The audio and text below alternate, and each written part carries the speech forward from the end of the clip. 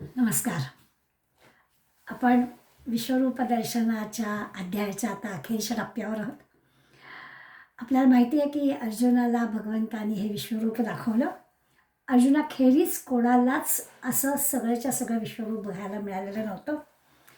अर्जुनाबरोबर संजयाला बघायला मिळालं आणि तुम्ही आम्ही वर्णन वाचतो आहोत, त्यामुळे आपल्याला बघायला नाही मिळालं तरी आपल्याला ऐकायला मिळालं. असं हे विश्वरूप जे आहे, खरं तर भगवंताची कृपा ज्याच्यावर आहे त्यालाच हे बघायला मिळतं. त्यामुळे अर्जुन अकराळ विकराळ हे असं विश्वरूप बघून जे काही घाबरला आहे, त्या घाबरलेल्या अर्जुनाला भगवंत सांगतोय की घाबरू नकोस, एवढं व्याकुळ होण्यासारखं काही नाही आहे, मी तुझ्यावर प्रसन्न झालो आहे म्हणून तुला हे सगळं दाखवलं आहे. आता 49व्या श्लोकामध्ये हे भगवंत समजावून सांगणारे अर्जुनाला. त्याच्या अगोदर आपल्याला माहिती आहे की अर्जुनाने कबूल केलं की तुझं हे मीच मागितलं आणि तू मला दाखवलंच, पण मी ते पाहिलं आणि मी कुठून हे मागितलं असं मला झालं, कारण मला भीती वाटली. प्रामाणिकपणानं अर्जुनाने सांगितलं की मी फार घाबरलो आहे आणि मला आपलं तू नेहमीच्या रूपामध्येच दर्शन दे, अशी प्रामाणिक मागणी अर्जुनाने केली. आता 49व्या श्लोकामध्ये सांगतात, माते व्यथा माच विमूढ भावो दृष्ट्वा रूपम घोरमिदृग्ममेदम व्यपेतभी प्रीतमनः पुनस्वम तदैव मे रूपमिदम प्रपश्य. भगवंत म्हणतात, ठीक आहे, तू घाबरू नको, भीती सोड, तुला काय जे हवं आहे ते रूप मी दाखवतो. म्हणून म्हणतात मम इद्रुक म्हणजे आधीच्या श्लोकामध्ये जे सांगितलं जे तुला भयावह वाटलं, त्याचं विश्वरूप होतं, घोरम रूपम दृष्ट्वा, असं जे विक्राळ भयानक रूप पाहिलंस ते पाहून मा ते व्यथा करू नको, दुःख करू नकोस, व्याकुळ होऊ नकोस, घाबरण्यासारखं त्यात काही नाही आहे. माच विमूढ भाव, विमूढ भाव ह्याचा अर्थ इतकं काही दिग्मूढ होणं, प्रभावित होणं असं होण्याचं पण काही कारण नाही आहे. मी अगदी प्रसन्नपणानं तुला ते सगळं विश्वरूप दाखवलं आहे, त्यामुळे तुला घाबरण्यासारखं काही नाही असं भगवंत अर्जुनाला समजावत आहेत. आणि त्वम व्यपेत भी, ती सोड, भीती सोड. व्यपेत भी याचा अर्थ नुसतं भीती नाही, तर ही जी काही पूर्णपणानं मनातनं भीती काढून टाक असं भगवंत अर्जुना सांगतात. आणि पुन्हा त्वम, तुला मी पुन्हा मे रूपम इदम प्रपश्य, तुला जे हवं आहे ते रूप मी तुला दाखवतो. आपल्याला वाचताना किती गोड वाटतं ना, की भगवंत किती प्रेमाने अर्जुनाला सांगतो की घाबरू नकोस. जसं आपण एखाद्या आपल्या नातवंडाला म्हणा, अरे भीती कशाला वाटते, मी आहे ना, तसं जणू काही भगवंत अर्जुनाला सांगतोय की घाबरायचं कशाला, मी आहे ना. एखाद्या लहान मुलाला आपणच आजोबांनी किंवा बाबांनी काहीतरी भीतीदायक दाखवावं, भाग करावं आणि मग त्याला जवळ घ्यावं परत, तसं चाललेलं आहे की अर्जुन घाबरला असला तरी भगवंत त्याला घाबरण्यासारखं काय आहे, काही घाबरू नको, सगळी मनातनं भीती काढून टाक. व्यथा शब्द वापरला, साधा दुःख शब्द नाही वापरला. दुःख करू नकोस एवढंच नाही म्हटलं. दुःख आणि व्यथामध्ये थोडासा फरक आहे. दुःख होतं तत्कालीन असतं, काळ गेला की जातं. व्यथा बोचत राहते, सारखी बोचत राहते.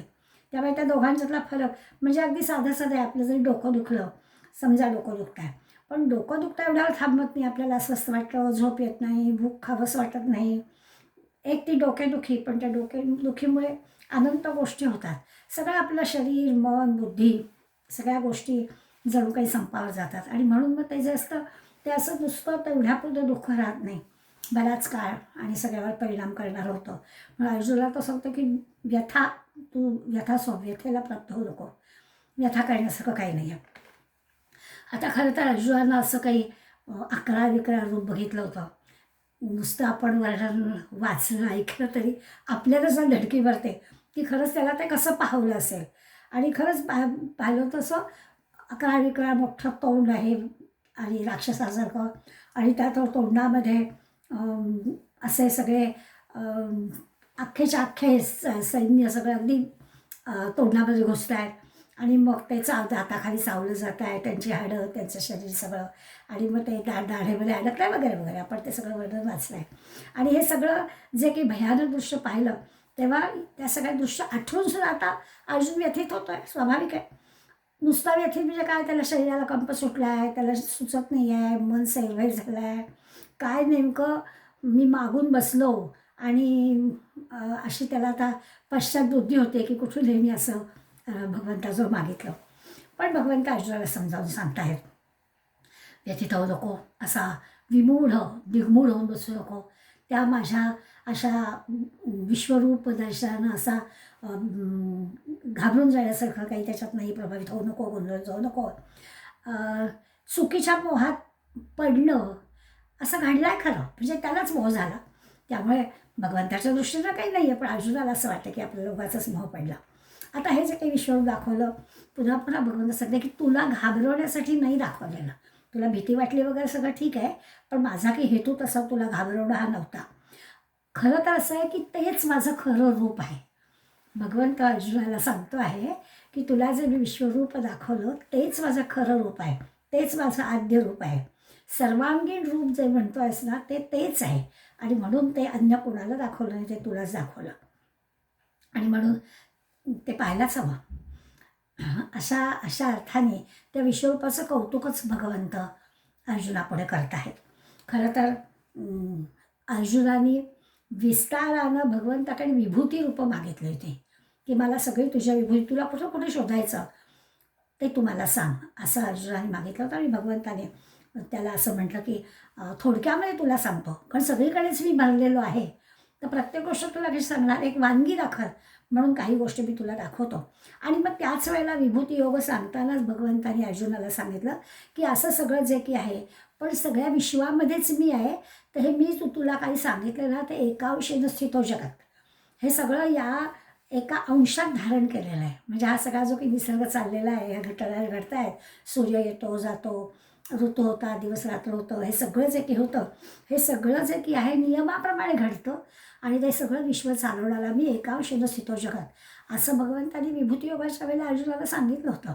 आणि म्हणून हे सगळं ऐकल्यावर अर्जुनाने म्हटलं होतं, भगवंता मम मोहा विगतः, माझा मोह संपला, मला कळलं विश्वामध्ये तूच कसा सगळीकडे भरलेला आहेस, हे खरं म्हणजे मला कळलं आणि माझा मोह नष्ट झाला. आता खरं तर अर्जुनाचा मोह संपलेला आहे, तर मग पुन्हा पुढली मागणी काही नको होती. पण मोह संपल्यावर काय वाटलं त्याला की ठीकच आहे, एवढं एका अंशानं स्थित असणारं आणि असं विश्वामध्ये भरलेला भगवंताची आपल्याला चुणूक तर कळली, झलक तर कळली, पण आपल्याला त्याचं सगळं ऐश्वर्य बघायला मिळालं तर. आणि म्हणून ते ऐश्वर्य रूप आपल्याला बघायला मिळावं आणि आपल्या डोळ्यांनी बघायला मिळावं असं अर्जुनाला वाटलं. आणि अर्जुनाने ती मागणी केली भगवंताकडे. आणि भगवंताच्या लक्षात आलं की ह्या साध्या डोळ्याने की अर्जुनाला हे विश्वरूप बघवणार नाही, दिसणार नाही, म्हणून भगवंताने ती पण सोय केली आणि त्याला दिव्य दृष्टी पण दिली. आणि आपल्याला सगळ्यांना तो सगळा भाग आपण शिकलो आहे. आज नुसती आठवणच करून द्यायची, कारण आता आपल्याला या विश्वरूपासंबंधी भगवंत एवढं का पुन्हा पुन्हा सांगतो आहे की ते माझं खरं रूप आहे, ते माझं खरं रूप आहे. आणि ते बघायचं असेल, अर्जुनाला काही मान्य नाही आहे. आता आपल्याला पुढल्या ह्याच्यात कळणार आहे की अर्जुनाने वेगवेगळी रूपं भगवंताची पाहिली. सारथी असणारा मनुष्य रूपामधला भगवंत पाहिला आहे, चतुर्भुज रूपात पण पाहिलेला आहे, आता या विश्वरूपात पण पाहिलेला आहे. आणि म्हणून आता नेमकं मला काय पाहायचं, आणि मला तू माझा मानव रूपात असणारा असा आपण कसा मला बघायला हवा आहे हे तो सांगणारच आहे. फार फार तर चतुर्भुज रूपातलं रूप मला आठवत आहे असं तो सांगणारच आहे. पण तत्पूर्वी हे सगळं आपल्याला पुन्हा पुन्हा लक्षात घ्यायला पाहिजे की ही सगळी मागणी भगवंताकडे अर्जुनानेच केली होती आणि अर्जुनाची सगळी व्यवस्था पण भगवंताने केली होती. आणि हे ऐश्वर्य रूप म्हणजे विश्वरूप दाखवलं. या विश्वरूपामध्ये महाकाळ असणारं भगवंताचं रूप भगवंताने दाखवलं. आणि तिथेच सगळी गडबड झाली. तेच अर्जुनाला बघवलं नाही की अशा अकरा विकरा त्या तोंडामध्ये सगळंच्या सगळं जातं आहे.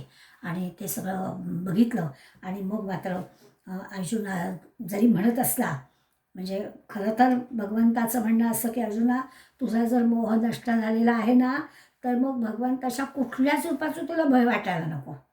तुला कळलं ना सगळ्या विश्वामध्ये भगवंतच भरलेला आहे, मग त्या 11 रूपाचं तुला भय कशाला वाटायला हवं, असा खरा तर भगवंताचं त्याला सांगणं आहे की एकदा तुला जर सगळ्या विश्वामध्ये भगवंत भरलेला आहे तर तुला असं वेगवेगळे रूपं दिसायचं कारणच नाही आहे आणि घाबरण्याचं पण कारण नाही आहे, कारण सगळीकडे भगवंतच आहे, भीती वाटण्यासारखं काहीच नाही आहे.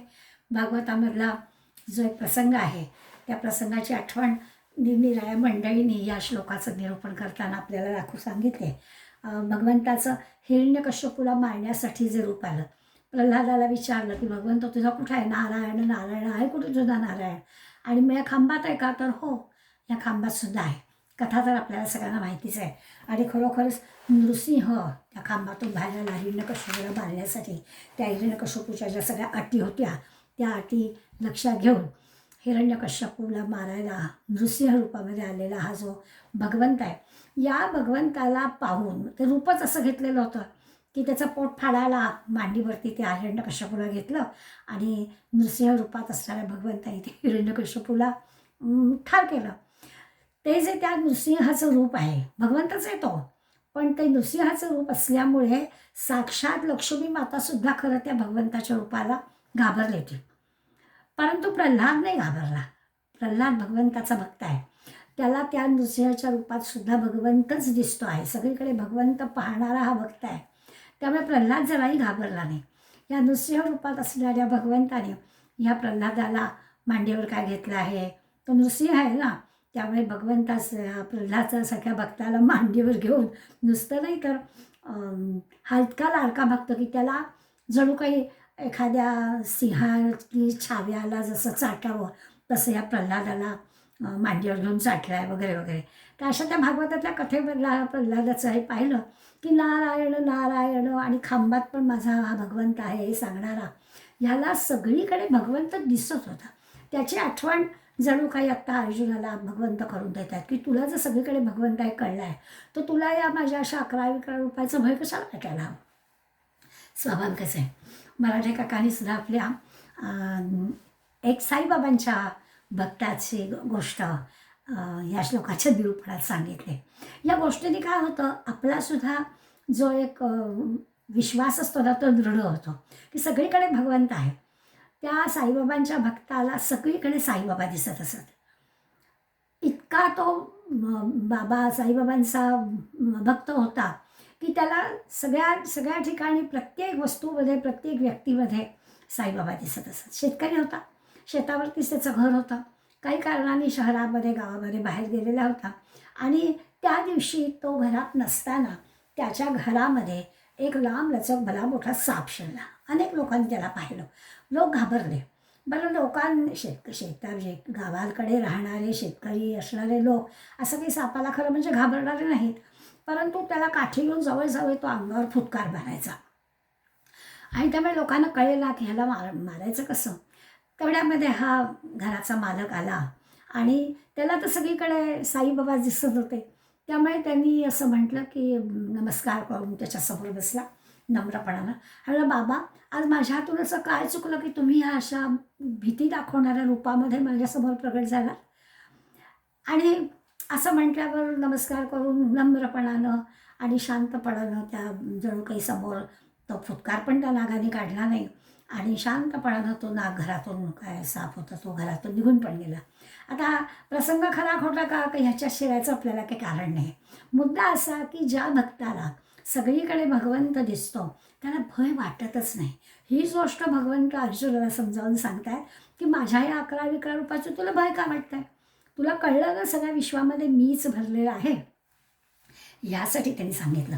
आता असं जर आहे तर या 47व्या श्लोकावर माऊलींनी जे भाष्य केलं ना, तर माऊलींचा जो भगवंत आहे ना, तो माऊलींचा भगवंत अर्जुनाला म्हणतो आहे की समजा अमृताने भरलेला समुद्र आहे, तो तुझ्यासमोर ना हे विश्वरूप मी जे दाखवलं ना तो जणू काही अमृताचा समुद्र आहे आणि तो अमृताचा समुद्र समोर असून सुद्धा तू त्याग करतोयस, नको म्हणतोयस की मला नाही हे बघायचं, मला आता भीती वाटते, मी घाबरतोय असं म्हणतोयस. किती वेडेपणा आहे असा तो माऊलींचा भगवंत त्याला म्हणतोय. म्हणजे विश्वरूप तुला दाखवलं आणि तू ते आवरून घे, मला भीती वाटते असं म्हणतोयस, हे अगदीच चुकीचं आहे.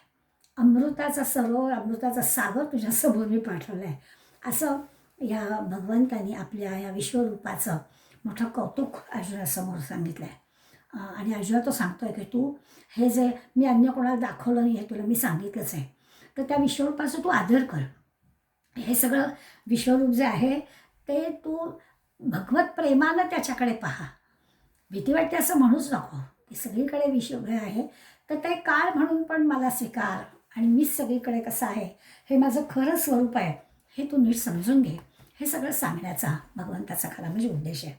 आता अर्जुनाला वाटतं आहे की भगवंतानं असं भीती वाटेल असं रूप का दाखवा. ठीक आहे, सगळीकडे भगवंत आहे मला मान्य आहे, पण असं दाखवण्यामागचा त्याचा हेतू काय? रागवाला वगैरे का तो? भीती दाखवण्याचं कारण काय आहे? मी तुझा प्रिय मित्र आहे, शिष्य आहे, इतकं माझ्यावर तू प्रेम करतो आहेस, तर मला हे असं भीती वाटेल असं तरी रूप का दाखवतो आहेस, असा खरा म्हणजे अर्जुनाच्या मनातला प्रश्न आहे. त्यामुळे असं म्हटल्यावरती भगवंत त्याला म्हणत आहे की मी तुझ्यावर अगदी प्रसन्न आहे. तुला घाबरवण्यासारखं काहीच माझ्या मनात सुद्धा नाही आहे. तुला केवळ माझं खरं खरं रूप, जे आद्य रूप म्हणतो, आणि अत्यंत तेजस्वी रूप, विश्वरूप, विराट रूप, जे काही तुला म्हणायचं आहे ते सगळं अगदी प्रसन्नपणानं, आनंदीपणानं मी तुला दाखवतो आहे. खरंच आहे, प्रसन्न मनाचीच व्यक्ती भगवंताला पण आवडते, आणि भगवंतसुद्धा आनंद स्वरूप असाच असतो. त्यामुळे अर्जुन जरी किती म्हणत असला मला भीती वाटते वगैरे, तरी प्रत्यक्ष भगवंताचं जे रूप आहे ते आनंदमयच आहे, आणि ते तो पटवून देण्याचा प्रयत्न करतो आहे. पुन्हा आपल्या लक्षात असं येतं की अर्जुनावर एवढं भगवंताचं प्रेम आहे, म्हणजे पुन्हा पुन्हा भगवंत जे असं अर्जुनाला सांगतोय की तू आपल्या कोणाचं कारण नाही, तुला भीती वाटण्याचं कारण नाही, असं जरी भगवंताचं मन असलं तरी भगवंत म्हणतात की बरं बाबा ठीक आहे, म्हणजे झालं ना सगळं सांगून की घाबरण्यासारखं नाही आहे, दुःख करण्यासारखं नाही आहे, व्यथा वाटण्यासारखं नाही आहे, हेच माझं खरं रूप आहे, असं सगळं सांगून झालं आहे. पण तरी अर्जुनावर त्याचं इतकं प्रेम आहे की असं सगळं झालं जर म्हणतोय की ठीक आहे, तुला असं वाटतंय ना, मी तुला जे हवं आहे ते रूप दाखवतो. भीती वाटते ना तुला, म्हणून मी मगाशी म्हटलं की आपण घरामध्ये लहान मुलाला जसं थोडंसं घाबरवण्यासारखी काहीतरी खेळू, काहीतरी शालबील डोक्यावर आणि बागून भीती दाखव, आणि मग काही नाही, आपले आजोबाच तर आहेत, असं वाटावं, असा खेळ जणू काय आहे की खरं काय आहे. तर बरं असू दे, भिऊ नकोस, मी तुला जे हवं आहे ते रूप दाखवतं. देव मे इदम रूपम प्रपश्य. ठीक आहे, पहा तुला जे हवं आहे ते रूप पहा. आता अर्जुनाला कुठलं हवं होतं? तर छानपैकी मुकुट धारण केलेलं, हातामध्ये गदा चक्र वगैरे असेल, शंखचक्र गदा पद्म घेतलेलं असं जे चतुर्भुज रूप आहे, की असं विष्णुरूपामध्ये असणारा जो भगवंत आहे, तर अर्जुनाला बघायचा होता. त्यामुळे भगवंताने सांगितले ठीक आहे, तू हे ह्या रूपामध्ये तुम्हाला पहा. आणि हा सगळा जो की कृष्ण अर्जुनाचा संवाद आहे, कृष्ण पटवून देतो आहे अर्जुनाला, आणि पुन्हा पुन्हा आपल्या विश्वरूपाचं महत्त्व पण सांगतो आहे, आणि त्याला जे भीती वाटते तेही मान्य करतो आहे. हा सगळा जो दोघांचा संवाद आहे, तो संवाद संजय ऐकतो आहे, आणि सगळा हा कृष्ण अर्जुनाचा संवाद अंध असणाऱ्या धृतराष्ट्राला आता संजय सांगणार आहे. पुढल्या श्लोकामध्ये संजय वाचा आहे, आणि हा संजय धृतराष्ट्राला जे आधी झालं, म्हणजे कृष्णार्जुनाचा जो संवाद झाला, आपल्या दृष्टीनं आता ते परत सांगणं होणार आहे, पण आता ते संजयाच्या नजरेनं होणार आहे. संजयाने हे पाहिलं भगवंत अर्जुनाला काय सांगतोय, अर्जुन नेमका भगवंताजवळ काय मागणं मागतोय, हे सगळं संजयाने ऐकलं आहे, आणि एका वेगळ्या दृष्टीनं संजय हे धृतराष्ट्राला सगळं सांगणार आहे. इत्यार्जुन वासुदेवस्तथोक्त्वा स्वकं रूपं दर्शयामास भूयः आश्वासयामास च भीतमेनं भूत्वा पुनः सौम्य वपुर महात्मा. इथे कृष्णाने म्हणजे वासुदेवानी असं म्हटलं आहे, या वासुदेवानी म्हणजे कृष्णाने काय केलं, अर्जुनमिति उक्त्वा, अर्जुनाला काय सांगितलं, स्वकं रूपं दर्शयामास भूयः. हे जे स्वकं रूपम म्हणजे आत्ता म्हटलं तसं अर्जुनाला जे हवं होतं ना, ते चतुर्भुज रूप परत दाखवलं वासुदेवानी अर्जुनाला, हे चतुर्भुज रूप दाखवलं. स्वकं रूपम दर्शयामास भूया, आणि पुन्हा महात्मा सौम्य वपुः भूत्वा. बरं, चतुर्भुज रूप दाखवलं ठीक आहे, आणि पुन्हा भगवान श्रीकृष्णाने त्या सौम्य वपू म्हणजे द्विभुज, अगदी नरदेहामध्ये जो त्याचा रथ चालवणारा भगवंत आहे, त्या रूपामध्ये द्विभुजामध्ये नरदेहामध्ये असा श्रीकृष्ण रूपात पण तो आला. म्हणजे विश्वरूपातून चतुर्भुज रूपात आला, आणि चतुर्भुज रूपातून सौम्य रूपामध्ये असा पण आला. महात्मा सौम्य उपभूत्वा. पुन्हा असा माणसाच्या रूपामध्ये, किंवा आपण आता धरूया की तो सारथी आहे, त्या सारथीच्या रूपामध्ये आला. एतम भीतम आश्वासयामास, आणि भीतम या घाबरलेल्या अर्जुनाला त्यांनी आश्वासयामास म्हणजे अत्यंत धीर दिला. आता हे संजय धृतराष्ट्राला सांगतोय. म्हणजे एकीकडे कौतुकही सांगितलं की जे काही अर्जुनाला हवं आहे ते भगवंताने ऐकलं आणि भगवंताने तसं तसं केलं, आणि पुन्हा अर्जुनाला धीर पण दिला. म्हणजे आता काही अर्जुन घाबरत नाही आहे, घाबरला होता, परंतु भगवंताने त्याला चांगला धीर दिला आहे.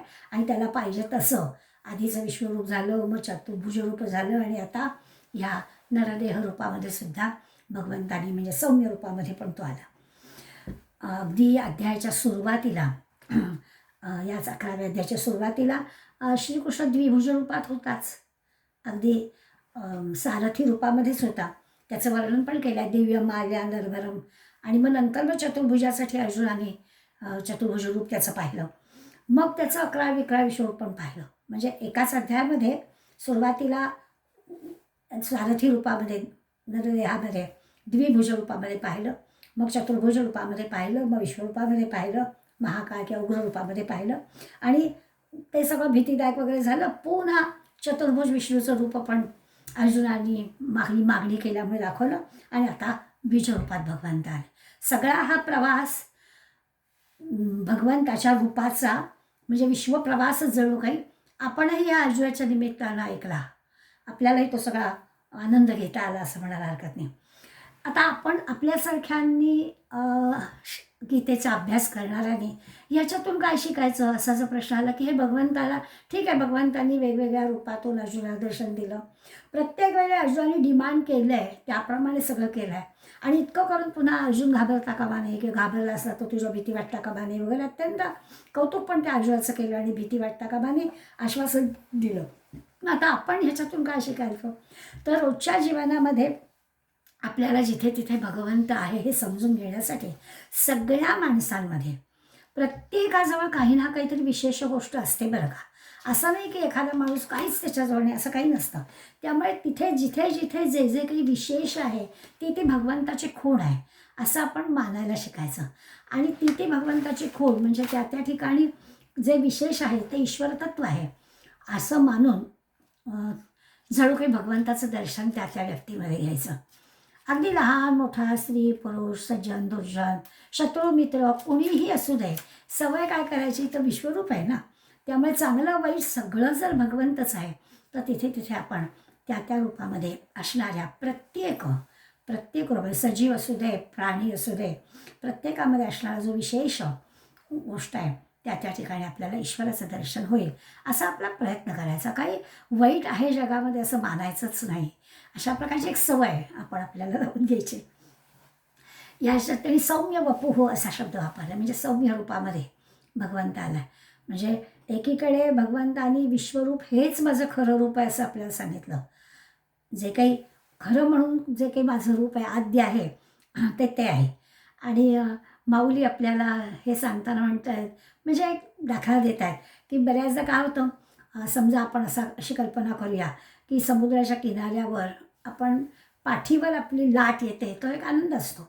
समुद्राच्या पाण्यामध्ये शिरायचं आणि पाठीवरून लाट घ्यायची, मग थोडंसं आपण पुढे गंमत वाटते की पाठीमागच्या लाटेने आपल्याला रेटलं, थोडंसं आपण पुढे गेलो, थोडी पायाखालची वाळू घसरते नाही असं नाही, पण भय वाटत नाही.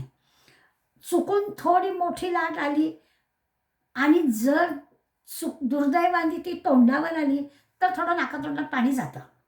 अगदीच आपण जरी पाठ केलेली असली तरी जी मोठी लाट आली आणि ती आपल्या अगदीच डोक्यावरून गेली तर मग पायाखालची वाळूही घसरते, लाटही ती जोरात आलेली असते, नाकातोंडात पाणीही जातं, अनुभव येतो आपल्याला.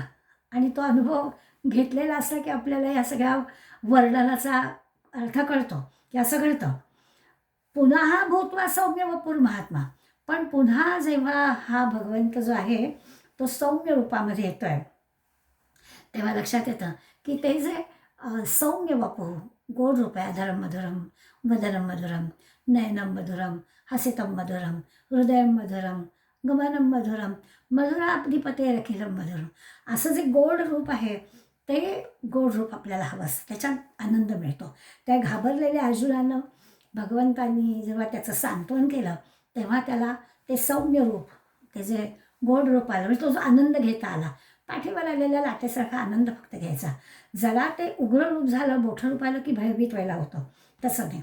आणि मग अर्जुन हा जो माऊलींचा अर्जुन आहे तो म्हणतो आहे की त्या एक अशी छान लाट आली आणि त्या लाटेनं मला किनाऱ्यावर आणलं.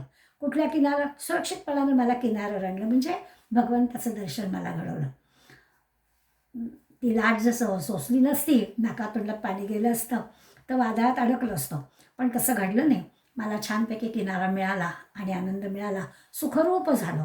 म्हणजे ते जे रूप आहे, विश्वरूप बघितलं, पण त्या विश्वरूपानंतर पुन्हा जे सौम्य रूप मला बघायला मिळालं, तो किनारा भगवंताच्या रूपाचा मिळाला. या नुसत्या अनुभवाची आठवण केली. हा प्रत्येकाने आपण घेतलेला अनुभव असतो. त्या त्या अनुभवाच्या लक्षात खरंच असं घडतं की पुन्हा एकदा मग परत पाण्यात जावं असं वाटतं. तो जो अनुभव घेतलेला असतो तो काही असा नसतो, त्यामुळे पुन्हा भगवंताचं दर्शन व्हावं असं त्याला वाटलं. पण ती जी काही नाकातोंडात लाट गेली आणि पाणी अंगावर आलं का आता त्या किनाऱ्यापासून पण सुटलो की काय असं जरा भय वाटलं, पण नाही, किनारा सापडला आणि हा भगवंताच्या सौम्य रूपाचं दर्शन पुन्हा मला झालं. आता संजयाला हेच सगळं धृतराष्ट्राला सांगायचं आहे की अर्जुन जे काही मागतो आहे ते सगळं भगवंत त्याला देतो आहे. माऊलीने शब्द वापरले, हे ना परी नवलावो, यात काहीच नवल नाही आहे. अर्जुनाने मागणी करावी आणि भगवंताने ती पूर्ण करावी, यात नवल ते काय आहे? आहेच दोघांचं नातं असं की भगवंत त्याच्या सगळ्या गोष्टी पूर्ण करतो आहे, विशेष नवलाचं काहीच नाही. अर्जुनावरचं जे भगवंताचं प्रेम आहे त्या प्रेमाचा हा चमत्कार आहे असं माऊली आपल्याला सांगतात. अगदी आपल्याला पटतं. भगवंताला लहानाचं मोठं होणं किंवा मोठ्याचं लहान होणं, हे जे सौम्य रूप आहे त्याचं असं 11 रूप घेणं, 11 रूपाचं पुन्हा सौम्य रूपात येणं, हे भगवंताला काहीच अवघड नाही आहे, त्याला काहीच अशक्य नाही आहे. शिष्याचा हट्ट पुरवणारा हा जो गुरु आहे हा मोठा कौतुकाचा विषय आहे, हे मोठं आश्चर्य आहे. हे सगळं आश्चर्य म्हणजे या अर्जुनाचं आणि भगवंताचं हे जे कौतुक, मोठेपणाचं कौतुक आहे, ते सगळं धृतराष्ट्राला हा संजय सांगतो आहे. अगदी हेतू स्वाभाविकच आहे. अर्जुनाला पाण्यात बघणारं धृतराष्ट्र आहे. आपल्याच मुलांचं त्याला स्वाभाविकच आंधळं प्रेम आहे आणि त्यामुळे हे सगळं असं असूनसुद्धा त्या भगवंताचं त्याच्यावर किती प्रेम आहे आणि तो काय काय मागण्या अर्जुनाच्या पूर्ण करतो हे मोठं अगदी कौतुकाने संजय धृतराष्ट्राला सांगतो आहे. आता ही जी म्हणजे अगदी विभूतींपासून ते आता ह्या सौम्य रूपापर्यंत सगळी रूपं पाहिली भगवंताची.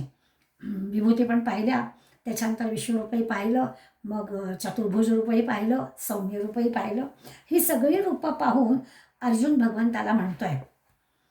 बघा बरं, प्रत्येक ह्याच्यातून एक एक पायरी पुढे गेलं. भगवंताने अर्जुनाला घाबरू नको म्हटलं. मग अर्जुनाचा आणि भगवंताचा जो काही संवाद झाला तो संजय धृतराष्ट्राला सांगितला आहे. आणि आता पुन्हा अर्जुन ही जी सगळी रूपं त्याची बघून झालेली आहेत त्यावर म्हणतोय, दृष्ट्वेदं मानुषं रूपं तव सौम्यं जनार्दन इदानीमस्मि संवृत्ता सचेता प्रकृतिंगता. भगवंताला या श्लोकामध्ये अर्जुनाने जनार्दन असं म्हटलंय आणि ते म्हणताना म्हटलंय की तव म्हणजे तुमचं इदम सौम्यम मानुष्यम रूपम, हे जे सौम्य मानुष्य, हे जे गोड शांत मनुष्यरूप हे जे मी पाहिलं ते पाहून आता इदानीम आता मी काय झालं आहे एकदम सचेत छान चित्त स्थिर झालं आहे. आता जरा भीती व्यथा सगळं संपलं. आता काय झालं, तुझं हे रूप पाहिलं आणि मी एकदम कसं झालं आहे स्थिरचित्त सचेत एकदम चित्त शांत झालेलं आहे. संवृत असा शांत चित्ताचा असा मी झालेला आहे, स्थिर चित्ताचा झालेला आहे. आणि प्रकृतिगता स्वाभाविक जे काही स्थिती आहे माझी त्याला मिळालं आहे. म्हणजे जो काही मी क्षत्रिय आहे आणि ज्या कामासाठी ह्या युद्धभूमीवर आलो आहे ते सगळं मला आता आठवलं, गेली माझी भीती गेली. आता मी पुन्हा स्थिरचित्त शांत झालं आहे. आपल्या भाषेत बोलायचं झालं तर आता अर्जुन टेन्शन फ्री झाला. आता काही प्रॉब्लेम नाही.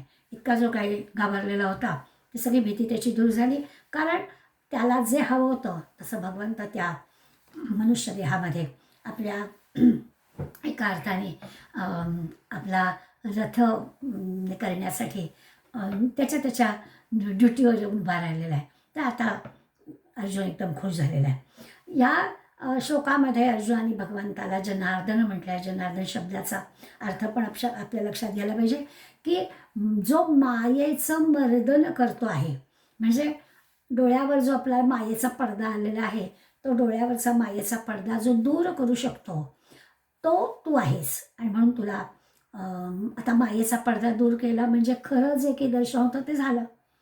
मला उगाचच ते सगळं 11-11 रूप पाहून त्या भय वाटणाऱ्या गोष्टीचा पडदा आला होता, पण आता ते सगळं पडदा दूर झाला आणि सत्य स्वरूप जे काही आहे, भगवत स्वरूपच आहे ते मला बरोबर कळलं, त्याचं दर्शन मला घडलं आहे असं समजून सांगण्यासाठी म्हणून भगवंताला जनार्दन असं म्हटलं आहे की आता मला तुझं खरं रूप कळलं, सगळा मायेचा पडदा दूर झाला. दुसरं अर्जुना असं म्हणायचं आहे की जे काही असं ते भीतीदायक विश्वरूप जे होतं त्यांनी जो एक मनाला ताण आला होता माझ्या, तर ते पण झालं. आता मी स्थिरचित्त झालो, टेन्शन गेलं ना, मनाचा ताण माझ्या गेला, जो काही क्षोभ झाला होता, जी काही भीती वाटली होती ते सगळं संपलं आणि तुझं सौम्य रूप पाहायला मिळाल्यामुळे मी आता स्थिरचित्त शांत झालो असं अर्जुनाने भगवंताबद्दल आपलं मत सांगून टाकलं. खरं मुळातच अर्जुन रुजू अशा सरळ मनाचा असल्यामुळे त्यांनी त्याचं कबूल करून टाकलं की आता मी मूळ स्थितीला, माझ्या नेहमीच्या स्वभावाला, माझ्या क्षत्रिय असण्याला, ज्या कामासाठी मी आलो आहे त्या कामावर रुजू व्हायला असा मी आलेलो आहे. आता माझं मन स्थिर झालेलं आहे, चित्त स्थिर झालेलं आहे. भगवंताचं असं आहे जे मोहक रूप, मनोहारी मोहक रूप पाहिलं, अर्जुनाला आनंद झाला आहे. जणू काही अर्जुनाचा जात असलेला जीव परत आला आहे. घाबरला होता पण तो जीव भगवंताला बघितल्यावर परत आला, किंवा हरवलेली जी आयुष्याची पुंजी असते ती पुन्हा सापडली की जसा आनंद होतो तसा भगवंता भेटल्याचा आनंद अर्जुनाला झाला आहे. असा माऊलींनी या सगळ्याचं वर्णन करताना असं म्हटलं आहे की समजा अशी कल्पना करा, 1000 मैल पसरलेला समुद्र आहे आणि त्या समुद्रात अर्जुन म्हणतो की मी एकटाच आहे. असा समुद्र असतो आणि अफाट पसरलेल्या समुद्राच्यामध्ये, आणि मग आता मला असं वाटलं कसा होतो मी, तर ते जे काही 11-11 रूप होतं जात नाही अर्जुनाच्या मनातून अजून, आणि त्यामुळे ते जर काही समुद्रात अफाट अशा सागरामध्ये मी एकटाच आहे असं मला वाटत होतं. आणि मग कधीच पण किनाऱ्यावर येणार नाही अशीच माझी परिस्थिती, की मला आता पुन्हा किनारा सापडणं कठीणच आहे अशी खरी म्हणजे माझी परिस्थिती झालेली होती. आणि म्हणून तो विश्वरूप पाहिल्यावर मला वाटलं की आपल्याला खरोखरच आता कधीच पुन्हा हे असं भगवंताचं मनोहारी रूप पाहायला मिळतं आहे की नाही अशी एक शंका माझी, किनारा परत मिळतो आहे की नाही असं मला वाटत होतं. पण आता नाही, आता मला धन्यता वाटते की झालं बाबा, माझ्या मनातलं सगळं भय दूर झालं. जी काही अशी दिशाहीन अवस्था माझी झालेली होती ते पुन्हा मी सगळ्या ह्याच्या योग्य मार्गावर आलो आणि खरोखर समाधान, आनंद ज्याला म्हणतात तसं या अर्जुनाला झालं.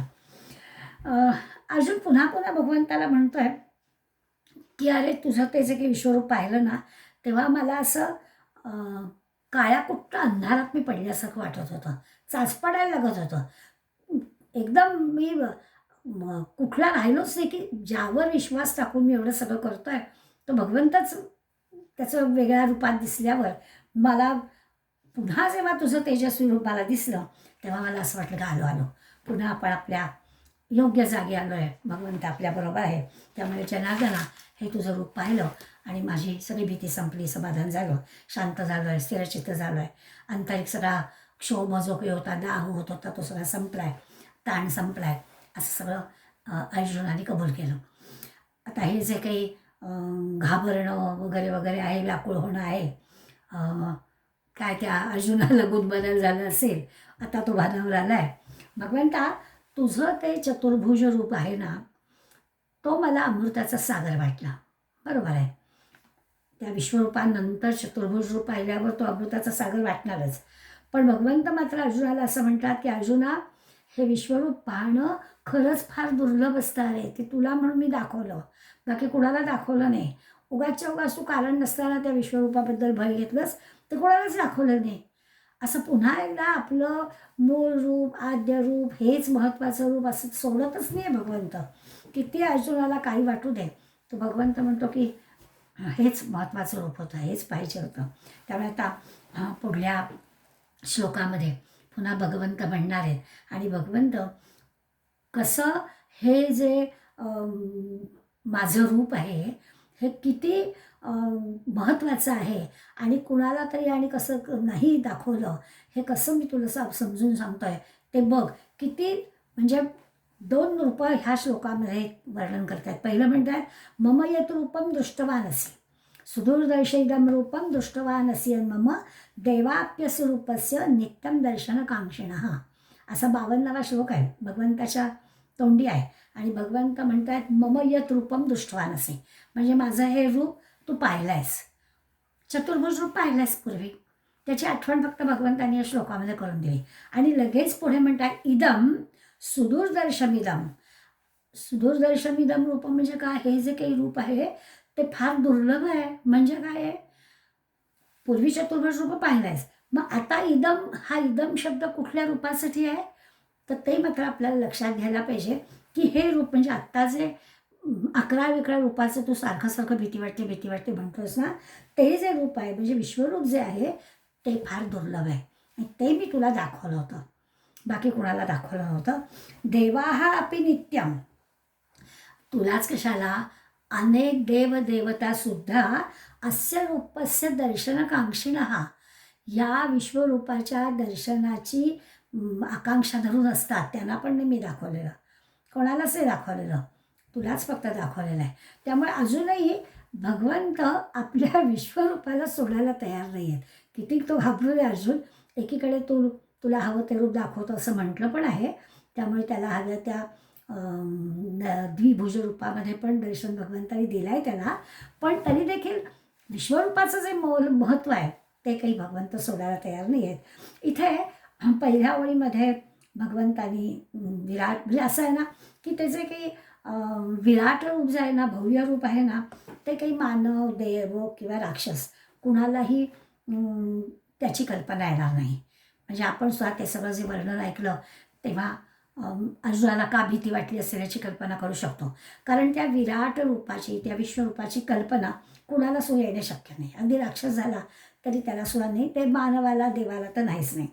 त्यामुळे माणूस रूप म्हणजे मनुष्य रूप हे सगळेजण पाहू शकतात. आणि तिथे एवढं मोठं सैन्य कौरवांचं पांडवांचं सगळ्यांचं होतं, त्या सगळ्यांनी भगवंताला पाहिलंच होतं की त्या मनुष्यरूपामधला भगवंत हा सगळ्यांना पाहायला मिळाला होता. ते सगळं पाहू शकणं सहज शक्य आहे. परंतु हे जे विश्वरूप आहे ते काही पाहणं शक्य नव्हतं, कुणाच्या कल्पनेत पण नव्हतं असं म्हणता येईल. आता मम यद्रूपम दृष्टवानसी म्हणजे ते जे यद्रूपम म्हटलं आहे म्हणजे जे शंखचक्र गदा पद्म हातात घेतलेलं चतुर्भुज रूप जे आहे ते पण तू पाहिलं आहेस असं पण काही सांगितलं. आता असं जे आहे म्हणजे देहातलं जे रूप आहे, द्विभुज रूप आहे ते तर सगळेच पाहत आहेत, चतुर्भुज रूप पण तू पाहिलं आहेस. आणि विश्वरूपाबद्दलच भगवंत पुन्हा पुन्हा सांगत आहेत. आपल्याला सुद्धा तिन्ही रूपांचा सारखा विचार करायला त्यासाठी लागतो आहे. सगळ्यांना जे पाहायला मिळतं आहे ते द्विभुज रूप आहे, ते बरोबर आहे, कळलं आपल्याला. भगवंतानी म्हणजे अर्जुनाची मागणी पूर्ण करण्यासाठी विष्णू रूपामधलं शंखचक्र गदा पद्म धारण केलं, तेही रूप अर्जुनाने पाहिलं आहे, त्याचंही आपण समजून घेऊ शकतो. पण भगवंत ह्या विश्वरूपाला सोडायलाच तयार नाहीत. ते म्हणतात की जे हे रूप दुर्लभ आहे, सगळ्यांना बघायला मिळत नाही, याचा अर्थ कठीणच आहे. आता कठीण आहे पण अशक्य नाही आहे. दोन्ही रूपांबद्दल, अगदी चतुर्भुज रूपाबद्दल किंवा विश्वरूपाबद्दल, दोन्हीबद्दल त्यांनी दुर्लभ आहे म्हटलं, अशक्य आहे असं नाही म्हटलं. ह्याच्यापूर्वी 47व्या श्लोकासुद्धा भगवंतानी इतर कोणी पाहिलेलं नाही असं स्पष्टपणानं सांगितलेलं आहे. पण आवश्यक तेव्हा आवश्यक तेवढं असं रूप दाखवलं आहे असं पण वर्णन केलं आहे की देवकीला दाखवलं किंवा यशोदेला दाखवलं. अशा प्रकारचं त्यांनी उदाहरणं देऊन आपल्याला सांगितलं पण होतं की जिथे आवश्यक आहे तेवढं दाखवलं. जरी दुर्लभ असलं, मला ह्या रूपात कोणीच पाहू शकत नाही, ज्याच्यावरती खरी कृपा होते. म्हणजे यशोदेचं किंवा देवकीचं उदाहरण दिलं की खरं मातृरूपामध्ये असणाऱ्यांना मी तेवढं रूप त्यांना दाखवलं. म्हणून आजवर तुला जसं दाखवलं तसं विश्वरूप मी कोणालाच दाखवलं नाही. म्हणजे इथे सरळ ह्या विश्वरूपाबद्दल भगवंत बोलत आहेत हे तर नक्की झालं. चतुर्भुज रूपामधला फक्त बोलायचं आहे असं नाही. म्हणजे खरोखर अर्जुनाखेरीज ते रूप भगवंतांनी कोणाला दाखवलेलं नाही, आपल्याला मान्य आहे.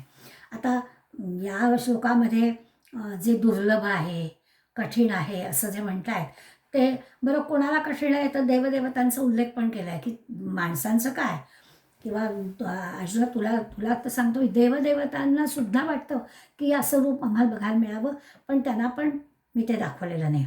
पण आता देवदेवतांमधले जे भक्त आहेत, ध्रुवाला दाखवलं, प्रल्हादाला दाखवलं, नारदांना दाखवलं, म्हणजे या अनेकांनी चतुर्भुज रूप बघितलं आहे. दुर्लभ आहे, कठीण आहे, अशक्य नाही आहे. आणि कठीण असलं तरी कुणाला कठीण नाही आहे, तर हे जे भक्त आहेत या भक्तांना कठीण नाही आहे, त्यांना दाखवलं आहे. मग आता कोणाकोणाला पाहता येणं शक्य आहे, तर सरळ सरळ त्याचा अर्थ आहे की जे भगवंताचे भक्त आहेत, अनन्य भक्त आहेत, त्यांना भगवंत त्या त्या रूपामध्ये देणार आहे. पुढे ते तसं सांगणार पण. शेवटचे जे 2 श्लोक आहेत या अध्यायातले, त्या 2 श्लोकांमध्ये अनन्य भक्त जो आहे त्याला भगवंत दर्शन देतो अशी खात्रीपूर्वक भगवंत आपल्याला सांगणार आहे. पण आता इथे एक मनामध्ये विचार असा येतो की मग हे असं दर्शन देवदेवतांना कठीण आहे, दुर्लभ आहे असं म्हटलेलं आहे. मग खरं तर माणसापेक्षा देव श्रेष्ठ हे तर आपल्याला मान्य आहे. काही पुण्यकारक गोष्टी त्यांनी जास्त केलेल्या आहेत म्हणून माणसापेक्षा देव श्रेष्ठ आहेतच. पण तरी देखील देवांना म्हणजे ते श्रेष्ठ आहे, त्यांनी काहीतरी पुण्यविशेष केलेलं आहे म्हणून ते स्वर्गात जातात. त्या देवतांना सुद्धा मी ते भगवंत असं म्हणतो की त्यांना काही मी असं चतुर्भुज रूप वगैरे दाखवलेलं नाही आहे. त्यांना असं शक्य होत नाही. का बरं शक्य होत नाही? एवढं माणसापेक्षा अधिक पुण्य असून सुद्धा त्यांना हे चतुर्भुज रूप बघायला का मिळत नाही? अगदी ठराविक भक्त मंडळींनाच मिळालं, सगळ्यांना की मिळालं. देवदेवता झाल्या तरी त्याला मिळत नाही. याचं कारण काय असेल? तर याचं कारण क्षीणे पुण्यमर्त्य लोकं विशन्ति, ते तिथे जातात पण स्वर्गाच्या भोगामध्ये रमतात आणि म्हणून तिथे सुद्धा तिथे गेलेल्या पुण्य अधिक असणारी जी मंडळी स्वर्गात जातात, मग आपण त्याला देव म्हणूया, तर त्यांना सुद्धा हे असं दर्शन मिळत नाही. काही उदाहरणं मुद्दाम आपल्याला की कोणाला मिळत नाही असं पाहायला गेलं तर ह्या चतुर्भुजाचं दर्शन फक्त अनन्य भक्तांनाच होत आहे, बाकी त्यांना होत नाही आहे. का बरं होत नाही याचं कारण आपण लक्षात घेऊया. की समजा असं धरलं की देवांचा राजा इंद्र, आता तो देवांचा राजा आहे, त्याला इंद्राला पण भगवंताचं चतुर्भुज रूपाचं दर्शन झालं आहे का? तर नाही झालेलं. मग का नाही झालेलं? आता तो देवांचा राजा आहे आणि तरी देखील त्याला झालं नाही. म्हटलं आहे ना, देवाः अपि अस्य रूपस्य नित्यम दर्शनाकांक्षा. सगळे देवसुद्धा ह्या अशा रूपाच्या दर्शनाची आकांक्षा करत असतात. मग त्या देवांच्या राजाला इंद्राला का नाही झालेलं? त्याला काही भाग्य मिळालं नाही. याचं कारण इंद्र जो आहे त्या इंद्राच्या ठिकाणी आपल्या पदासाठी एक प्रकारची पद टिकवण्याची धडपड आहे. त्याला काहीतरी ईर्ष्या आहे, त्या पदाची त्याला आसक्ती आहे. जे कोणी त्या पदाला येण्याची इच्छा करतात त्यांच्याबद्दल द्वेष बत्सर आहे. असं सगळं इंद्राबद्दल आपण वाचलं की आपल्या लक्षात येतं की मग त्याला सर्वानुभूती असलेल्या ह्या ईश्वर तत्वाची ओळखच नाही आहे, म्हणून त्या इंद्राला भगवंताचं दर्शन होते. आपण पाहिलं की भगवंताचं दर्शन कोणाला, सगळीकडे तो भगवंत आहे हे कळायला पाहिजे आहे ना. आपण आता उदाहरण म्हणून घेतलं की त्या प्रल्हादाला नाही भीती वाटली ती, तसं आहे की सगळीकडे भगवंत आहे हे कळलं पाहिजे. पण इंद्राला कसं कळणार? कारण इंद्र जेव्हा आपलं पद टिकवण्यासाठी काही गोष्टी करतो आहे त्या वेळेला तो सगळीकडे भगवंताला पाहत नाही आहे आणि त्यामुळे त्याला काही हे भगवंताचं दर्शन होत नाही. दुसरं काही म्हटलं की सृष्टी निर्माण करणारा ब्रह्मदेव, या ब्रह्मदेवाला सुद्धा सृष्टीची रचना करताना साहजिकच नवे नवे काही संकल्प करावे लागतात. असे हे नवे नवे संकल्प करणं हे रजोगुणाचं लक्षण आहे आणि म्हणून रजोगुणाचं लक्षण असणाऱ्या ब्रह्मदेवाला सगळीकडे ईश्वर नाही दिसू शकत आणि त्यामुळे त्यालाही हे भगवंताचं दर्शन काही म्हणजे चतुर्भुज रूपाचं दर्शन हे त्यालाही ओळख नाही. अगदी शंभू शंकराचं सुद्धा त्यांनी उदाहरण दिलं आहे की सातत्यानं संहार करणारा हा आहे, हे तर मुळे तमोगुणाचं लक्षण आहे. त्यामुळे त्या तमोगुण असणाऱ्या शंकराला सुद्धा अगदी विषाचा दाह होतो आहे तर अखंड नामस्मरण घ्यावं लागतं आहे. त्याला पण सगळीकडे भगवंत भरलेला आहे आणि म्हणून अनन्य भावानं युक्त असणाऱ्या त्या भगवंताचं दर्शन चतुर्भुज रूपामध्ये दर्शन त्यालाही होत नाही. ब्रह्मदेव असू दे, इंद्र असू दे, शंकर असू दे, हे मोठमोठे देव भगवत दर्शनाला त्यांना किती कठीण आहे.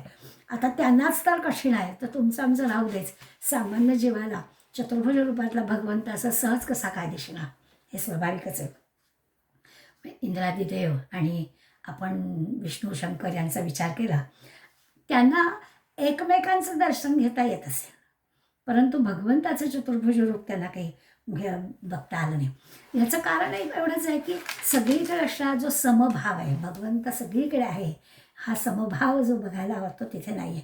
कुठेतरी राग, द्वेष, मत्सर हे जे सगळे विकार आहेत ते जेव्हा पूर्णपणानं नाहीसे होतील त्यावेळेला ती शक्यता आहे भगवंताचं रूप दिसण्याची.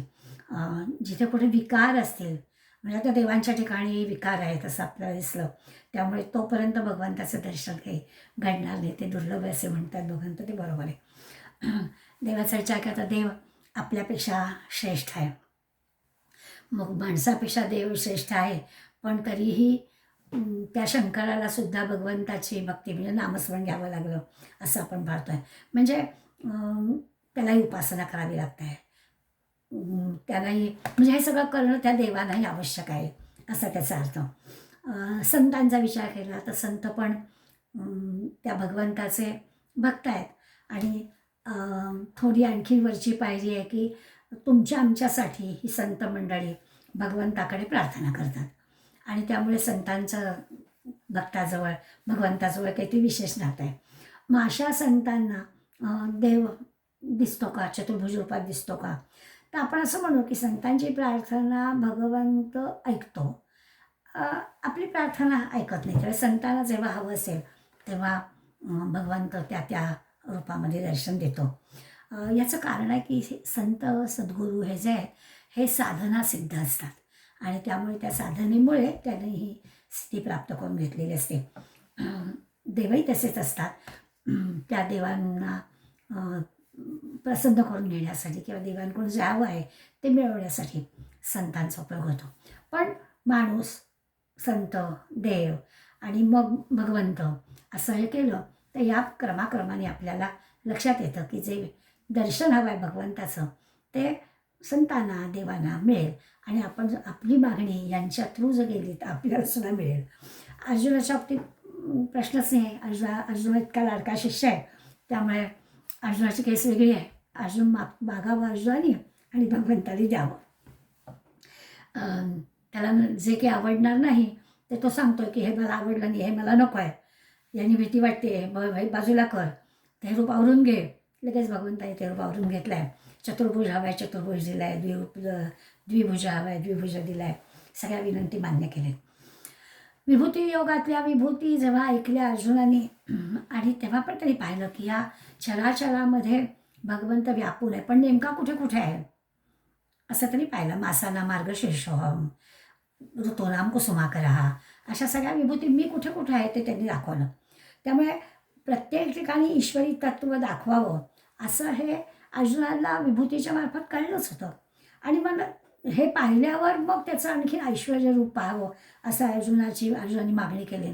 तेव्हा त्याला कल्पनाच आली नाही की अरे जिथे इकडे इकडे इकडे सगळीकडे भगवंत आहे, भगवंत सगळीकडे आहे, म्हणजे जी दुसऱ्या सगळ्या ज्या गोष्टी आहेत ज्या आपल्याला असं वाटतं आहे की जे चांगलं चांगलं आहे तिथे भगवंत आहे, मग वाईट गोष्टींचं काय, तर तसं नाही, तिथे पण भगवंत आहे. हे जेव्हा अर्जुनाला कळलं तोपर्यंत अर्जुनाची मागणी मागून झालेली होती आणि म्हणून अर्जुनाने विष्णू बघितल्यावर त्याला आपली चूक लक्षात आली. अरे आपण मागितलं काय आणि भगवंताने आपल्याला दाखवलं काय, हा सगळा जो काही मेळ अर्जुनाला घालता आला नाही आणि म्हणून त्याच्यासाठी घबराट उडाली. पुन्हा पुन्हा त्या विश्वरूपाची महती अर्जुनाला भगवंत सांगतोय. भगवंताच्या दृष्टीनं अर्जुनाला काही त्यांनी तो चुकीचं केलं आणि त्यांनी असं म्हटलं नाही, उलट त्याचं खरं खरं रूप जे हवंच होतं भगवंताला अर्जुनाला दाखवायला ते त्यांनी ह्या निमित्तानं दाखवलं. खरं तर शंकराला सुद्धा किंवा अष्टांग योग धारण करणाऱ्याला सुद्धा कोणालाही योगी लोकांना असं विश्व बघायला मिळालेलं नाही. एकदा चतुर्भुज रूपाचं वर्णन करताना भगवंताचे वर्णन केलं तेच पुन्हा 53व्या श्लोकामध्ये भगवंत वर्णन करणार आहे. नाहम वेदै न तपसा न नादेन न च यज्ञा शक्यम एव विरे द्रष्टुम दृष्टवान असि माम यथा. यथा माम दृष्टवान, तुम्हाला पाहिलंस तर अर्जुना, जसं पाहिलंस, भगवंत अर्जुना म्हणतायत तुम्हाला जसं पाहिलंस अशा प्रकारचं एवंविध अहम माझ्या रूपाला काही वेदाच्या अभ्यासानं पाहता येणार नाही आहे, तपाने पाहता येणार नाही, दानाने पाहता येणार नाही, कुठलं यज्ञ वगैरे करायचं असेल त्यांनीसुद्धा पाहता येणार नाही. किती काही प्रयत्न करा, यांच्या साह्यानं माझं हे रूप तुला कुणालाही दिसणार नाही. यत रूपम दृष्टवा नसे, तू जे माझं रूप पाहिलं आहेस ना, 52व्या श्लोकामध्ये हेच सांगून झालेलं आहे. त्याही श्लोकामध्ये त्यांनी सांगितलं, त्यावेळेला चतुर्भुज रूपाबद्दल सांगितलं. आता ते या विश्वरूपाबद्दल सांगत आहेत की वेदाच्या अभ्यासानं आणि तपानं आणि यज्ञानं दानानं हे पाहता येणार नाही. आता विश्वरूपाबद्दल असू दे नाही तर चतुर्भुज रूपाबद्दल असू दे, भगवंत स्पष्टपणाने सांगतायत की ह्या सगळ्या गोष्टी तप, दान, वेदाभ्यास ह्या सगळ्या गोष्टी काही फारशा माझ्या दर्शनासाठी उपयोगाच्या नाहीत. माझं जर प्रत्यक्ष दर्शन व्हायला हवं असेल तर यांनी काय होणार नाही. मग मनात येतं म्हणजे काय करायचं, म्हणजे खरी साधना नेमकी काय, साधनेने उपासना, हे सगळे साधनेचे उपासनेचे प्रकारच आहेत ना. शास्त्राभ्यास करा, यज्ञदान करा, त्यांनी काही भगवंताचं दर्शन होणार नाही आहे. अगदी सामान्य तुम्ही मंडळी काय करतो तर पूजा अर्चा उपासना, काहीतरी नामसाधना, काहीतरी कुलधर्म कुलाचार अशा सगळ्या गोष्टी करतो, काय जमेल तेवढं दान तप करतो आणि अगदी ज्याला शक्य कोणी गणेश याग करेल, कोणी दत्त याग करेल, कोणी काही आणखीन करेल, अशा प्रकारच्या गोष्टी सगळ्या करूनसुद्धा जर भगवंताचं दर्शन होणार नसेल तर मग कसं होणार, असा प्रश्न सामान्य तुमच्या आमच्या मनामध्ये येईल. याबद्दल भगवंत स्पष्टपणे सांगतात की हे सगळं करण्याने भगवंताचं दर्शन काही होणार नाही.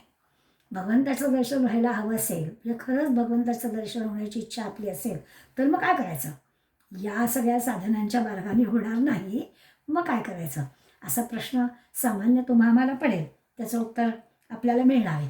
पण मग असं येतं की आम्ही सामान्य मंडळी जे करतो, काय जे काही पूजा अर्चा, कुळधर्म कुळाचार, नित्य नैमित्तिक हे सगळे जे काही कार्यक्रम आपण करतो, हे करतो तर कशासाठी करतो, त्याच्यातून आपल्याला काय मिळेल.